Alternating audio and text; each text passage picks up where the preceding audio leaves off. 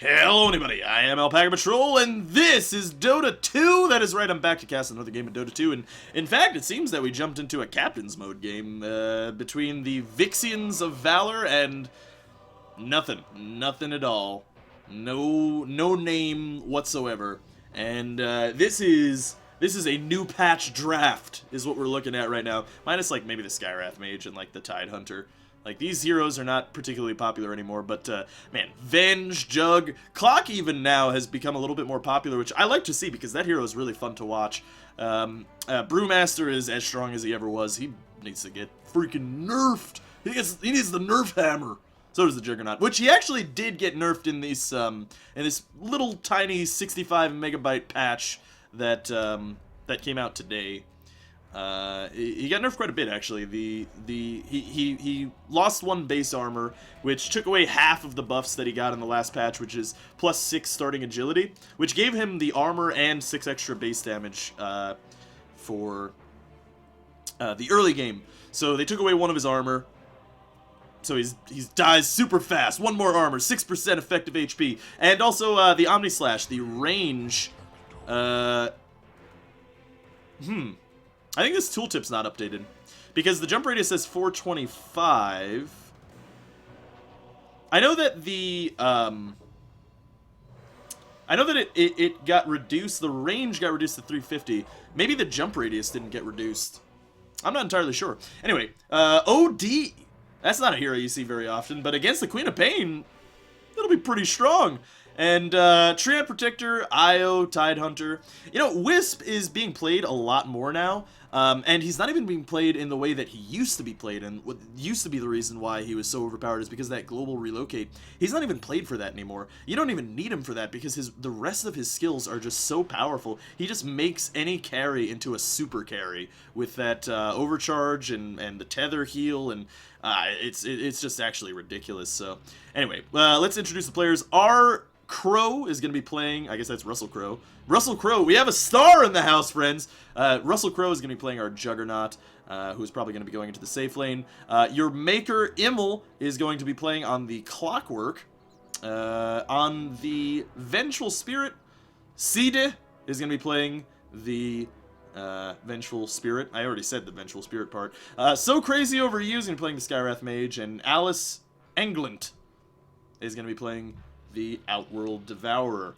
Meanwhile, in the bottom lane, looks like Tidehunter is going to try to come around and try to get this bounty rune by himself.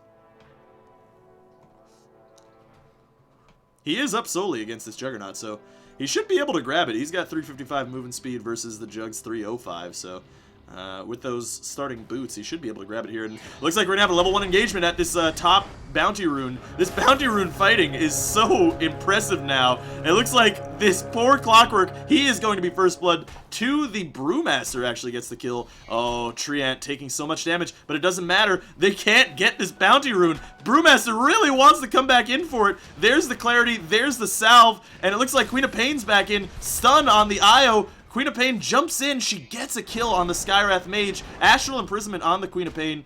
But on top here, it looks like the Vengeful Spirit is going to go down as well. And that is 3 kills to start off the game from this bounty rune fighting. Man, that has been, I think, the most fun change in the most recent patches, is that these teams are just fighting, just laying into each other over these bounty runes, man. I mean, it is a significant advantage. Look at that. The Brewmaster gets to start the game half a level ahead of this Clockwork.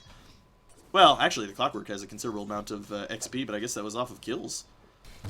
Or maybe he actually got it from the creeps in lane. But anyway, he's half a level ahead. He's got 100 gold to start off. He's actually already got 800 gold. He might just rush right into that Blink Dagger. Might need a shield here against this Clockwork. Middle lane should be a win for the Outworld Devourer. Should pretty much destroy any int heroes that are like Space Makers, like a, you know, a Puck, say, or a Storm Spirit. Kind of destroys those heroes. So, we'll see what happens. But the Radiant team is playing at a disadvantage, man. They're going to have to work really hard to come back through this early game. Luckily, they have the heroes to do it. And there's a ward on top of a ward there. Wisp trying to zone out this Clockwork. I don't know if this rune or this ward blocks this camp. It might. I'm not actually sure on the hitbox there of where it gets blocked, so. Pretty good ward, gives vision of where the supports are, and that's really important as an offlaner. You want to know where the supports are at all times. Tide Hunter has a similar ward. A little bit more of an aggressive ward because he wants to play up, it looks like. But it actually does give a considerable amount of vision over here too, which is exactly where the supports are going to gank. You know what? I'm going to use that ward in the future. That's a pretty good ward. I tend to... Again, bad player here talking to you. I don't play supports very often either, although I have been more. Anyway, I generally put a ward here if I'm offlaning just to see if the supports are hiding in these trees here. But this ward kind of gives you vision of where the supports are going to be coming from, so pretty good. Also gives you vision of the pulls if they're trying to go for them. So if you could try to sap the XP. Looks like Wisp has reconnected. He's ready to go. And it looks like the bounty rune was actually picked up by this Vengeful Spirit. Yep. She gets a bounty rune. Top lane, Haste rune, the rune of destiny, the rune of greatness. And it's actually picked up in Wisp's bottle. Wisp, this is generally the build that you see in pro matches. Is Wisp generally goes for this bottle first build. Which is really strong because you have to keep in mind that the thing about the bottle first on Wisp is it's not primarily for the healing the health and mana of you, it's for healing the health and mana of your carries. And I mean, it just does so much with the tether. And it looks like actually with the Triad Living Armor, this Queen of Pain is feeling super strong, and she's actually doing considerable damage to this Outworld Devourer. 1 point into the Shadow Strike, and she's got no mana. She actually can't blink away, so. You know, we'll see if the Radiant team can recover here. Like I said, OD in theory should beat Queen of Pain in this lane. And Clockwork, taking away the mana of that poor Treant Protector. He just wants to walk back into lane, man. He's just a friendly tree. Just walking around, being friendly. Just friends to everyone. He's got boots first as well. Tide Hunter, in the meantime. He's got a Quelling Blade, so wants to be able to see us under tower. But the supports looks like they are actually trying to attempt a pull through here, and they should actually achieve it pretty easily here. It's way easier to pull through on the Radiant than it is on the Dire because of that aforementioned tree.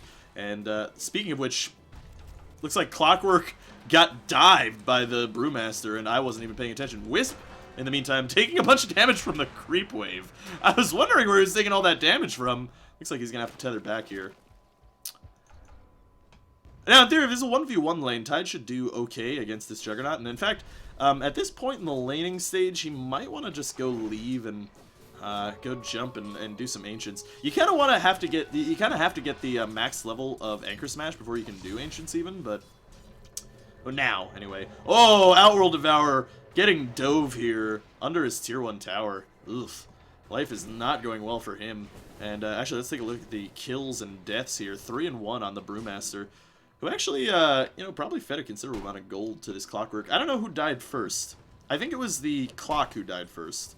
So he didn't actually reap the benefit of the XP from that kill, but he did get the gold.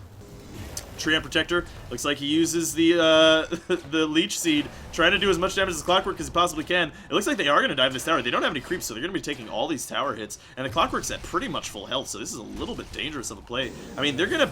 Oh, God, the Wisp actually goes down. Brewmaster, it looks like he's going to go down, too. Yeah, Skywrath is there, too, and has a really, really ambitious gank without creeps. Honestly, if you don't have creeps under your tower, under the tower, you don't really... Goblog, he says.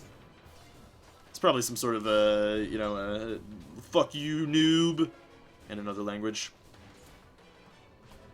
Again, so much damage with that 1 point in Shadow Strike. Just that harass. Actually pretty strong against the OD, and oh no! Oh, he's pinging. He's pinging hard. That was a miscommunication from the team. He astraled the hero that was actually about to get stunned, unfortunately, so... Astral's not a stun. That's just a mistake. Miscommunication. Looks like Juggernaut gets a kill with his Omni-Slingle. Pretty strong spell. Pretty strong hero. What's happening to tree? Trees in base. life is pretty hard. Runes are about to spawn. Bounty rune top. Double damage in the bottom lane. Bottom lane! Queen of Pain looks like she's actually just going to Bottle Crow. She's not going to go for this. They don't actually see the supports going for it, but that's really just the safer play. Looks like she's still going to check and see if the supports did take it. And she's going to find out that they did, in fact, take it. Yeah. So, but maybe she's looking for a kill here. I don't know if they can do this. She does have her ultimate, which does go through magic immunity now. And oh, yeah. Oh, yeah. With that Sonic Wave, she does way more than enough damage with that Jug, who was considerably under max health. So, pretty good kill in favor of the Dire team there. 500 gold swing. So, life is looking pretty good. Clockwork just looking for that level 6. He should actually get it on this next creep wave. Granted, if he could, if he gets the XP.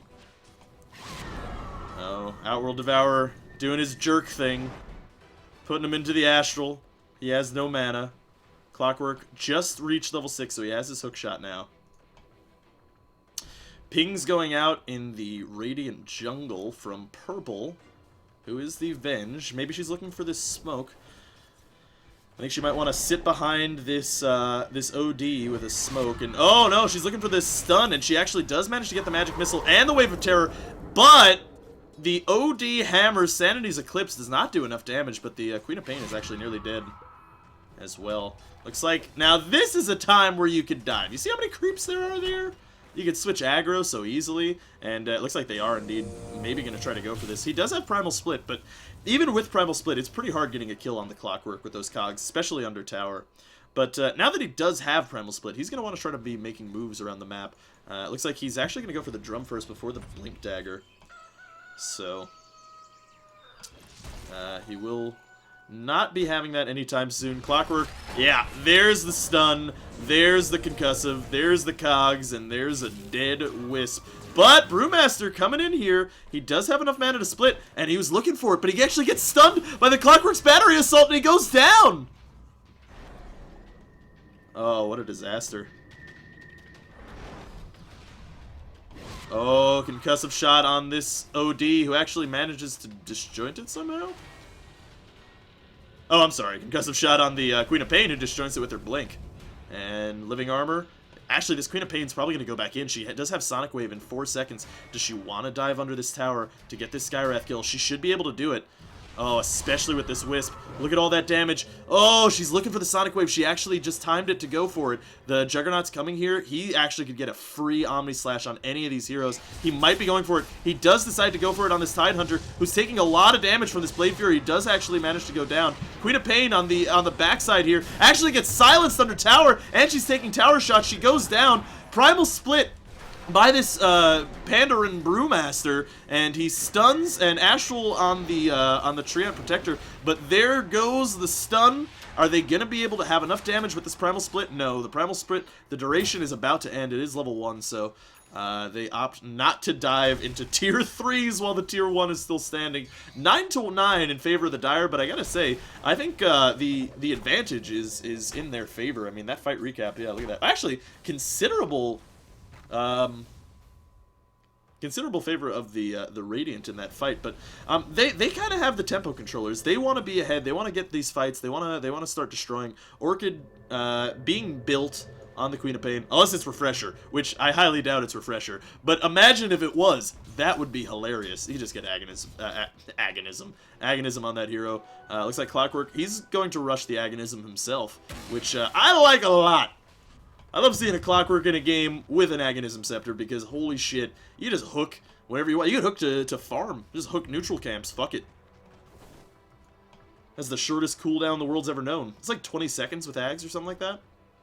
Oh, Clockwork, you're in a bad place. 14 seconds off cooldown. He doesn't know all these heroes are here. Tide, he does have Ravage. He doesn't want to spend it, but he's going to have to. There are 3 heroes here. Sonic Wave on 3, and the stun does so much. The hook shot actually secures the kill on this Tidehunter, but the Skywrath comes in and destroys this Queen of Pain. Meanwhile, so the tree is also here, but do they have the vision? I don't know if they do, but the Sanity's Eclipse is enough to take down the Treant Protector, and that was really, really really ambitious from this Dire team. And now I gotta say, the momentum has swung completely in the other direction. Radiant are at a considerable advantage now. When you are behind with a team of tempo controllers, life is not good, especially against the Juggernaut, who is going to have so much gold and farm and kills soon. I mean, as soon as he gets this Mask of Madness, he's going to be able to farm just ridiculously fast, so life is not looking good for this Dire team. And in fact, it looks like the Tidehunter gets silenced. He gets concussive. Queen of Pain comes in. She uses her Scream of Pain, doing a bunch of damage. She Shadow Strikes the Jug, but the Tidehunter looks like he's still going to go down. Maybe he won't. No, he does from the Arcane Bolt. Scream of Pain on 2 heroes. Queen of Pain jumps in. She wants to continue being aggressive. This is what you kind of need to do on this hero, and she does get away with it. But she doesn't have Blink off cooldown. She's only got 2 points into it. It doesn't seem to matter because the Overgrowth takes care of that Vengeful Spirit. And, yeah, good fight for the Dire team. I mean, 3 for 1 at the end there. Bristleback. Brewmaster. I called him the Pandaren Brewmaster earlier. He doesn't actually have enough mana to use his Primal Split, so the OD's in no trouble. And if you check the mana pool, he knows that that is indeed the case. Queen of Pain, 1,400 gold. Pretty close to this Orchid, actually. So, not terribly far off. How much is Oblivion Staff? Like, what? Like, 1,000 plus gold? 1,500 gold? Something like that? So, not terribly far off.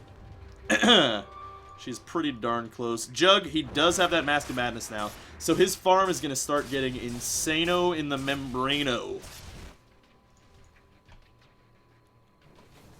Now, if he can get an Omni Slash off before the Queen of Pain destroys him with an Orchid, life will be hard for him. Oh, baby, a triple. Clockwork's in here. He does have the cogs. He does go for it.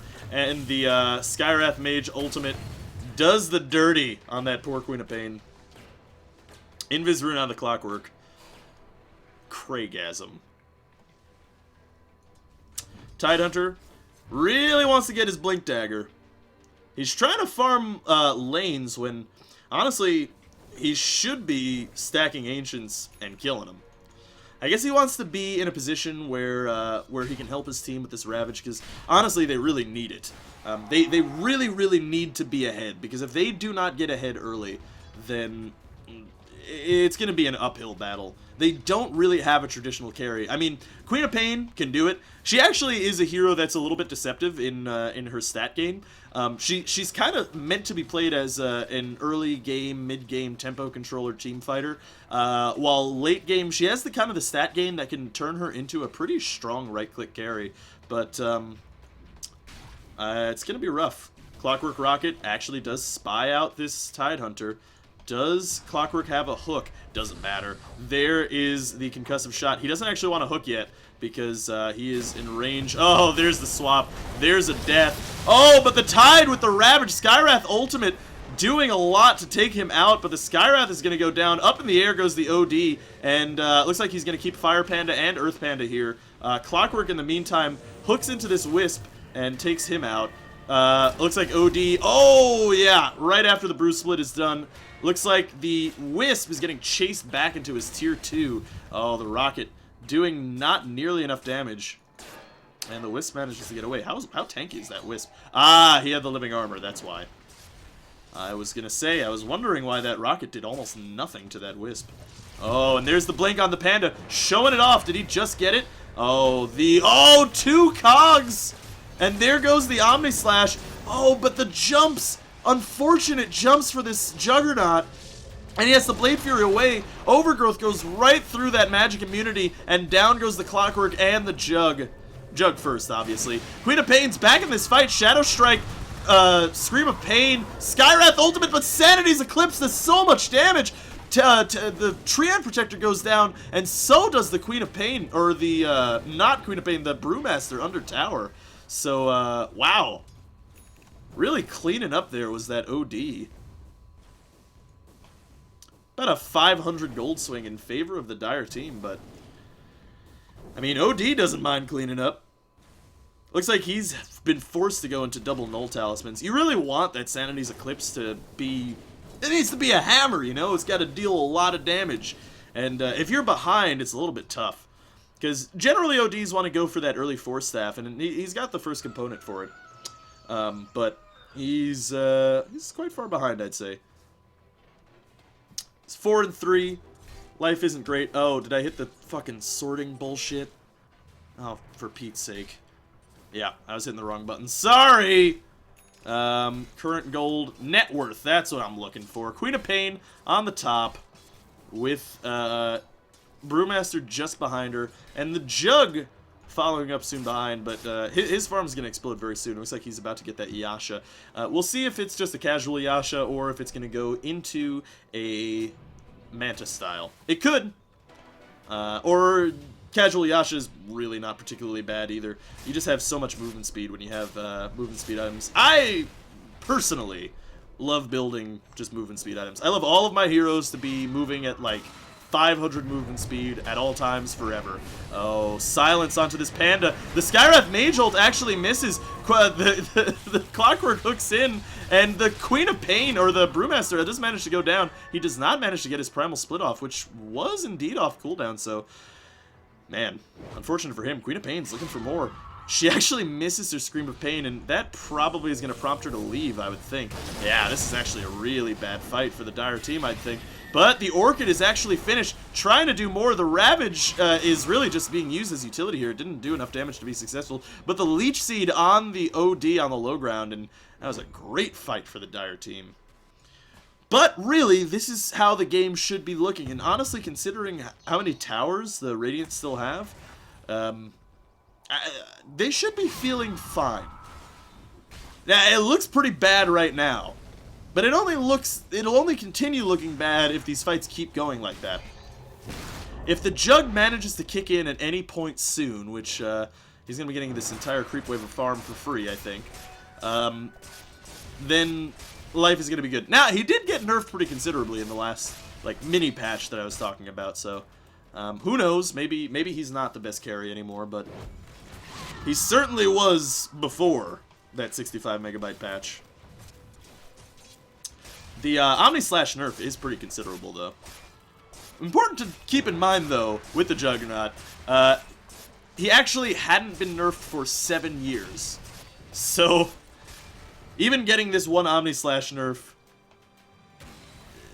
it's funny, because it might take him out of all play whatsoever. Please, please let it take him out of all play whatsoever. I hate playing against Jug in my pubs, but the one nerf in 7 years that he gets, you know, maybe that'll take him out. Who knows? We'll see. Still a really strong hero. With the Mask of Madness, you actually are going to... Look how low the range is on that Omni Slash. You know, that's about twice melee range, because melee range is 123? 128. 128 is melee range, and the range of the Omni Slash is 350, so... OD playing up a little bit too aggressive. Force Staffs into this Queen of Pain. Oh, on the back end, the Vengeful Spirit goes down, and it looks like the OD will as well. Ooh. He thought that he was at an advantage when in fact he was not. And that's where vision is important. They had the vision up here, but I guess, you know what? He must have thought, oh, well, the supports aren't rotating this way, so surely I'm fine. She doesn't want to use Sonic Wave for this kill. She's going to maybe have to do it. Oh, there's the Skywrath ultimate doing a bunch of damage, but she does manage to still go down. Juggernaut comes in, and he does get the Omni Slash off, killing 2. And the Brewmaster comes back in on the backside, doing a bunch of damage to this Clockwork, and a bunch of damage to the Jug, but not enough. And Brewmaster, he doesn't actually have enough mana to Primal Split, especially after those cogs. It looks like he actually might go down here. Wave of Terror up on the Brewmaster, but I think these teams are just going to decide to back off and not let this fight continue as it has. And yeah, that fight did not go well for the Dire team, but this is sort of what they have to do. They kind of have to just keep throwing their bodies into the enemy team and hope for good fights. Be as aggressive as possible, because if they don't, like I said, this Jug is just going to run away with this game. Now, Jug does have an Overclub, and he is getting the Mithril Hammer, so he's going for the dreaded BKB Jug, which, considering the game, totally makes sense. The thing about it is, you know, he wants to use it against Orchid. And it does have a Yasha, which, unless I'm mistaken, you can Manta right out of the Orchid's silence. Which, again, like I said, maybe I'm mistaken. I don't know. I think you can, though. You can Manta out of pretty much every other silence in the game. At least spell silences. Tidehunter blinks into the trees, knows, he feels the pressure of this Radiant team. And in fact, he actually has a ward here, so he sees the supports coming in. Blinks into the trees, TP's out. But, yeah, BKB on Jug. It's really unfortunate when you have to go BKB on Jug, because he does have that natural magic immunity in his spell there. But, you know, sometimes you gotta do what you gotta do to win the game. Looks like Brewmaster, he almost has his BKB as well, so... 13-4 on this Queen of Pain. She's doing what she needs to do. This Radiant team really has to fear her presence around the map. Unfortunately, that space was not created enough, and it looks like the Dire team want to try to take this fight here, but mass TPs to the middle lane, and yeah, looks like they're just trying to defend this push. You know, the Radiant team doesn't really have a good vision of where this Dire team is at any given point, so yeah, it's pretty hard for them to know what is going on through their heads, where they are, and it's pretty amazing that they actually managed to get away with taking a tower. The thing about taking a tower against the Treant Protector is you kind of have to do it. Oh, looks like Aghanims is being delivered to Queen of Pain. Yep, she's got her Aghanims finished. And tied with an Invis rune. Hook shot. They're right under tower. Two-man cogs. Astral on one hero. And the Wisp relocates out the Tidehunter. Queen of Pain comes in with her Sonic Wave. Her Aghanim Sonic Wave. Tide comes back in with the Wisp. But he goes down as well. So much damage going down. And this Treant is trying to do what he can. But that was a terrible fight for this Dire team. 5 for 2. They were sitting right under that ward. Oh man, that's 5 heroes down.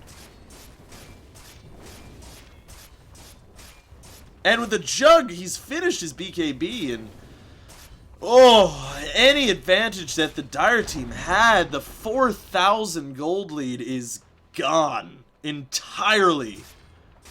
3,000 experience lead is gone too, and oh man, you really don't want to be down against this team. Tide doesn't have Ravage either for 90 seconds, so they can keep pushing if they want to. Now the thing is, the Queen of Pain does have Sonic Wave. She actually, that is like a, what is it, a 20-second cooldown? 40-second cooldown, so she can kind of spam that out as much as she wants. At least more than she could before she had the Aghanims anyway. So you do have to worry about that now, because I mean that's pretty much always going to be off cooldown. Every fight she's going to be able to use that, which it's not before she has the Ags. Now I'd like to see this Queen of Pain get something like a BKB, because honestly the game's gone bad. It's gone bad. Life is hard. Looks like Jug's trying to go in. He does get Orchided immediately. He's got a BKB, so, I mean, he's fine. It looks like he's Mask and Madnessing. He wants to come back in, but Queen of Pain disjoints the concussive shot and gets away there. But, yeah, she needs to carry now, because Plan A is out the window. It's done. You can't do it anymore. There's no more winning fights. You're going to be losing pretty much every fight now. If you try to team fight them, I think. So, you do not want to be equal on farm against this team. So, I think the strat, Turtle, maybe. I don't know. I'm not a pro player. These guys are probably better than me. Whatever. We'll see what happens. Maybe they will keep fighting. Oh, looks like Brew wants to come in and try to keep fighting. And he takes the Skywrath Mage Ultimate to the face and the Omni Slash with really unlucky bounces, too. Sonic Wave does not do enough damage. She actually disjoints the stun, but it's not going to matter because she goes down as well. There goes the Ravage doing so much damage. Oh, and down he goes. Clockwork actually misses his hook, but it doesn't matter because he's close enough that he can get the cogs off. Battery Assault, Overgrowth on 2 heroes, and in fact, these heroes might go down here. Or nope. Looks like Jug's got the BKB, so he's just gonna keep going. Yeah, down goes the Tidehunter. Oh, but the Wisp, the overcharge, and the cogs actually get the Jug inside of it. and the Jug has no way to catch up to these heroes. In fact, the Tide is going to get out, but the hook shot is off cooldown again! Oh my god, it's just a short cooldown with that Agonism Scepter. Oh, and there's the Battery Assault under the cogs with the Jug inside of it as well. And that Tide Hunter goes down, and Jug is walking away. And you see, this is what I'm talking about. When you're fighting, it is just, it's not going well for you anymore. You guys need to, Dire Team, need to stabilize. You have lost your advantage. You are not the team that can keep fighting, and it looks like OD wants to continue the aggressive train right now. He's astraled onto the Brewmaster, but he's just baited out the Panda split. And in fact, this might be a terrible fight for the Dire team.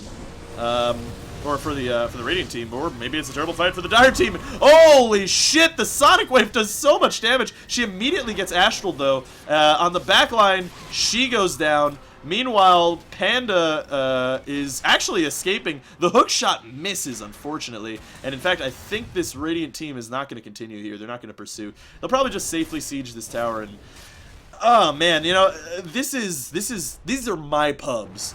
Just teams not recognizing that, holy shit, we're behind now. No more fighting. We're going to lose every fight.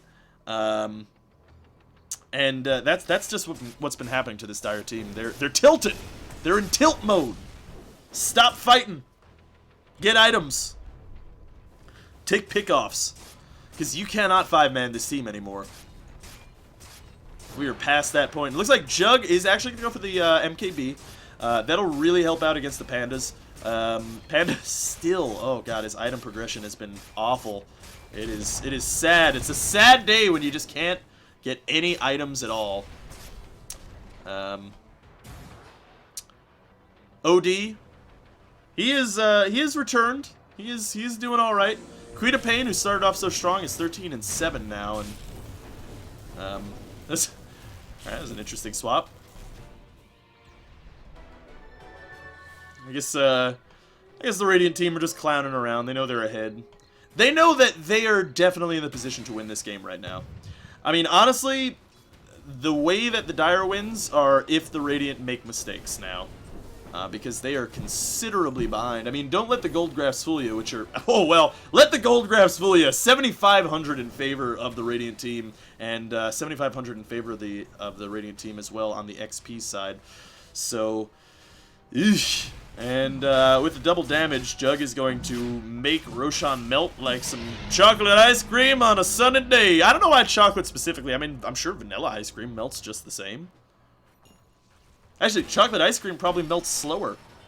Clockwork actually hooks onto the Panda and then 4 staffs away. That's just like a fuck you hook. Like, hey, I got you. I can do that now. And hooks off cooldown already. Oh, and in fact, he hooks someone. Who's he hooking? Where's the hook? Up here. Holy shit, Skywrath Ultimate destroys that Panda with that silence. Oh god, it is so hard for him to get off any primal splits. Clockwork hooks back in. Tide Ravage and the Omni Slash doing so much damage. Queen of Pain goes down on the end of that fight. And it looks like the Wisp is getting chased out too. His balls, his poor, poor, lonely light balls, they betrayed him.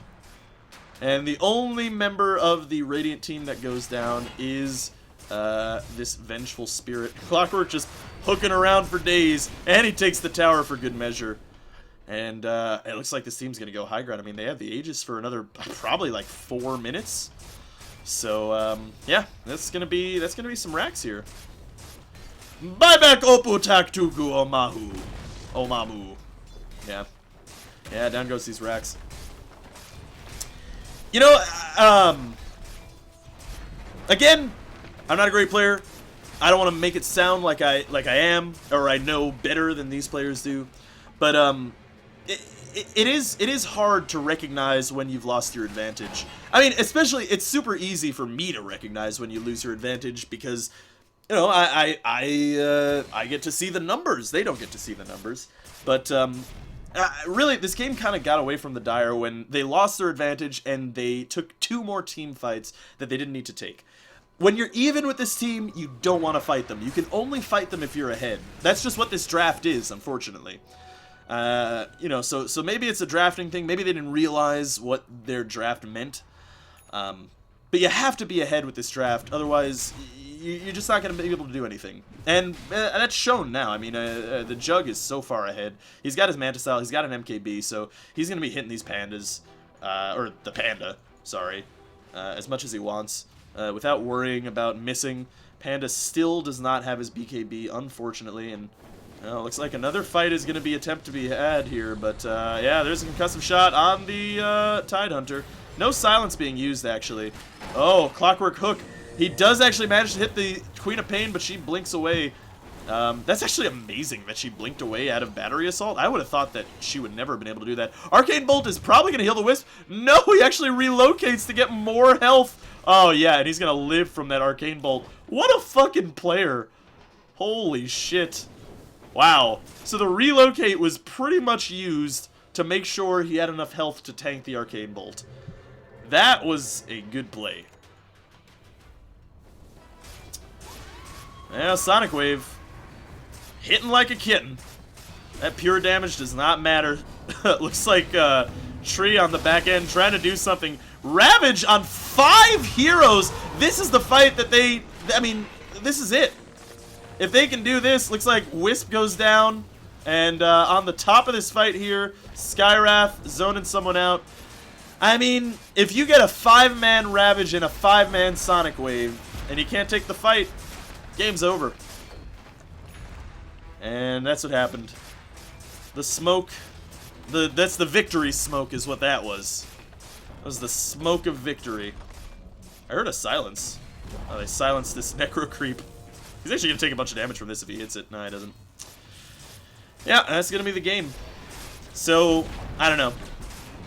The fights early did not go well enough for the Dire team, which is really, I mean, crazy to think about because, I mean, they got the first blood and 3 kills for nothing at that top rune engagement, and they got the bounty rune on top of that.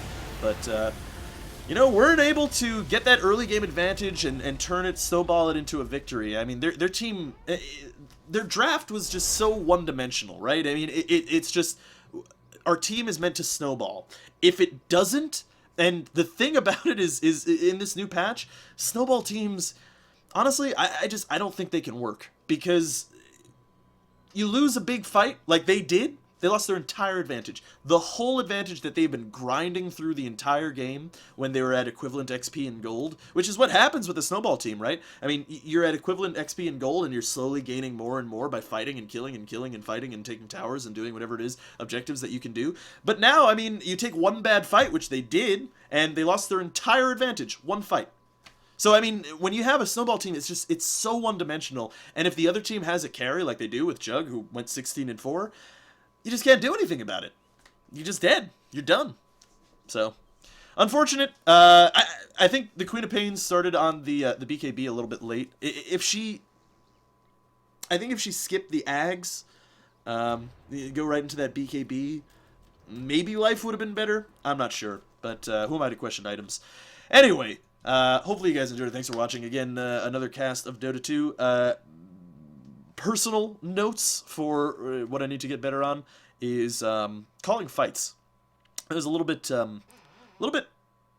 you know, chaotic in the fights, and I wasn't calling out spells well enough. So, I don't know about the camera control. I'm gonna have to rewatch the video and see about that because maybe it was a bit shaky. I missed a few kills, so I don't know. But again, constructive criticism is welcomed, so thank you those of you who choose to write down in the comments with some constructive criticism. Anyway, hopefully you guys enjoyed it. Thanks for watching, and hopefully we'll do more of these in the future. I love you all, you beautiful people, and this is AlpacaPatrol signing out. Peace, fools.